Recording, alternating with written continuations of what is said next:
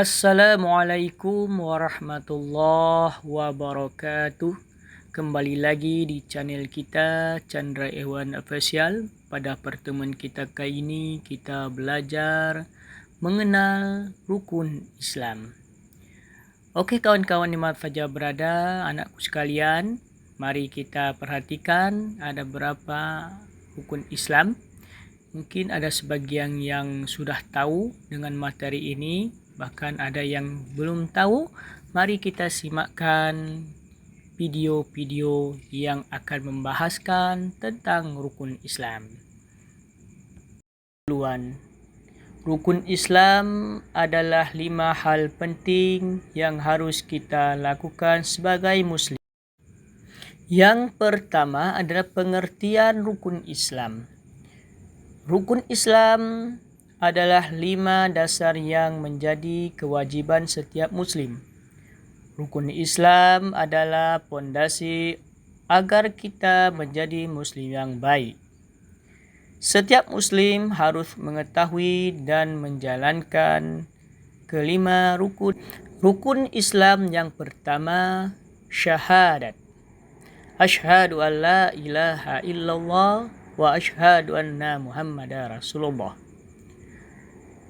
Syahadat adalah pernyataan bahawa tiada Tuhan selain Allah dan Nabi Muhammad adalah utusan Allah. Syahadat adalah pintu masuk menjadi seorang Muslim. Contoh ketika kita mengucapkan syahadat dengan yakin kita menjadi seorang Muslim yang baik dan benar. Rukun Islam yang kedua yaitu solat. Solat adalah ibadah wajib yang dilakukan 5 kali sehari semalam. Dan solat menghubungkan kita dengan Allah Subhanahu wa Ta'ala. Contoh, kita solat setiap hari di waktu yang telah ditentukan oleh Allah Subhanahu wa Ta'ala. Waktu solat. Yang pertama solat subuh 2 rakaat, solat zuhur 4 rakaat, solat asar 4 rakaat, dan maghrib 3 rakaat, kemudian solat isya 4 rakaat. Itulah solat 5 waktu yang dianjurkan oleh Allah Subhanahu wa Ta'ala dan diajarkan kepada Nabi Muhammad SAW. Kemudian Nabi Muhammad SAW mengajarkan kepada kita. Itulah kunci yang pertama adalah tadi syahadat, yang kedua adalah solat. Setanda kita beriman kepada Allah Subhanahu wa Ta'ala, kita akan mendirikan solat 5 waktu sehari semalam. Kemudian rukun Islam yang ketiga, puasa di bulan Ramadan. Puasa adalah menahan diri dari makanan, minuman, dan perbuatan buruk dari terbit fajar sehingga terbenam matahari selama bulan Ramadan. Puasa melatihkan kesabaran dan kepedulian kepada sesama manusia. Contohnya, selama bulan Ramadan kita berpuasa selama sebulan. Kemudian rukun Islam yang keempat yaitu mengeluarkan zakat di bulan Ramadan. Zakat adalah memberikan sebagian harta kita kepada yang membutuhkan. Zakat membersihkan harta kita dan membantu orang lain.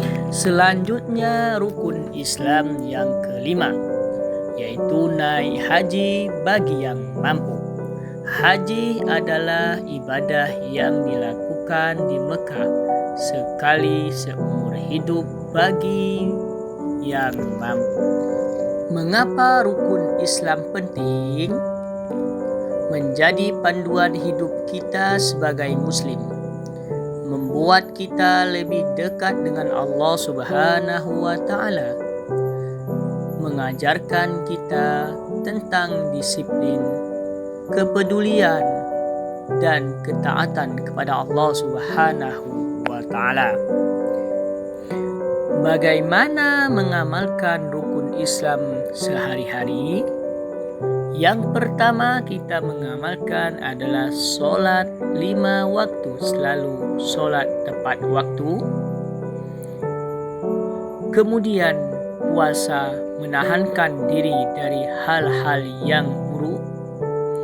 Dan yang ketiga, zakat, berbagi dengan teman yang membutuhkan bantuan dari kita. Dan yang keempat adalah mendoakan dan bekerja agar bisa pergi ke haji. Inilah ada 4 yang kita bisa ambilkan dan bisa mengamalkan dalam sehari-hari, yaitu di materi tentang rukun Islam. Semoga bermanfaat bagi kita semua, bisa mengamalkan dalam sehari-hari. Semoga nanti kita bisa naik haji. Amin, amin ya rabbal alamin. Kesimpulan dan penutup. Rukun Islam adalah 5 hal penting yang harus kita lakukan sebagai muslim.